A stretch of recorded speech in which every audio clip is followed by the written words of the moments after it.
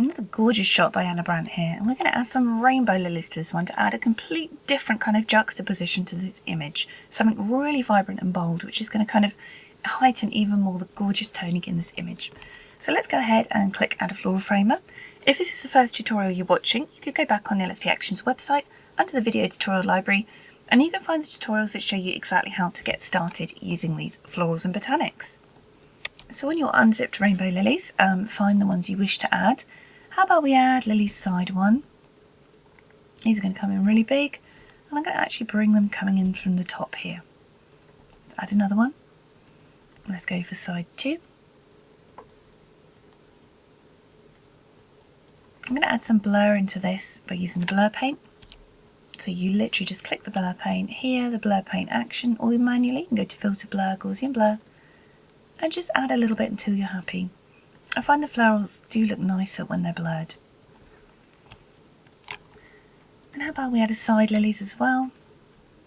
I'm going to add this one here, side 3. I'm going to right click and flip it.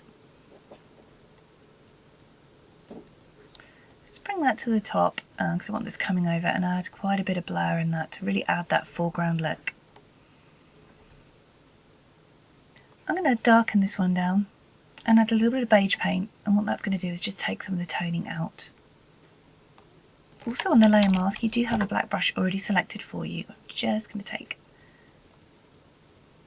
a few of these little leaves out here. Anything that's a little distracting, I'm just dabbing away with the brush. Let's add one more. Let's go for side 4. I'm going to right click this to flip it horizontal. I'm going to add some blur paint. Again, I'm looking at this area around the top really when I'm adding the blur paint for this one.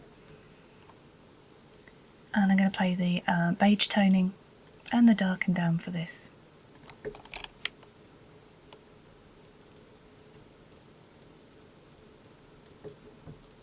Beautiful. And to finish up, if you wanted to, you can add some of the bonus gentle finishes. I've added these in for you, really, really pretty. For studio, I recommend something like the Tall Dark and Edgy is going to work really nice for studio. It's very, very calm, but you can paint this off your subject if you wanted to. Or if you're feeling like you want to try something a little bit different, these are, generally the sunflowers are for the sunflower overlays, lavender is for the lavender overlays, depending on what you've got in your collection. But, you can try one of them. So, for example, we could try Lavender Dreams on a studio. Really, really pretty. I'm just going to turn that one up. You can see it just gives us a completely different finish. I'm just going to take this slight purple toning off the bottom and off our subject. So here we have before and after. Adding some gorgeous rainbow lilies and interest to our image in Photoshop. Beautiful shot by Ana Brandt. The background originally is Art Botanical by Click Props Backgrounds.